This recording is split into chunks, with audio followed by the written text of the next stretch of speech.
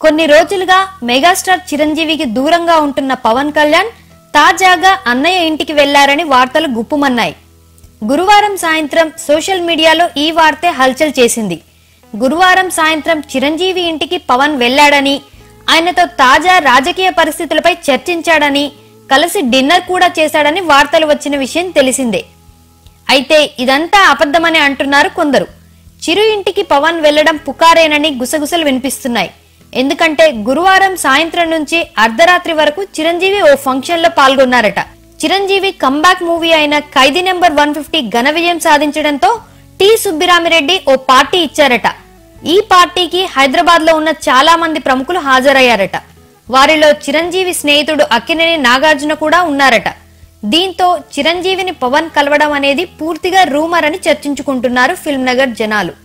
ఒకవేళ చిరంజీవి ఇంటికి పవన్ వెళ్లడం నిజమే అయినా అన్నయ్యతో సుదీర్ఘంగా రాజకీయ పరిస్థితుల గురించి చర్చించడం, డిన్నర్ చేయడం మాత్రం పూర్తిగా అబద్ధమని కొట్టిపారేస్తున్నారు. మరి ఈ వార్తలు ఎక్కడి నుంచి పుట్టుకొచ్చాయో మాత్రం తెలియడం లేదు.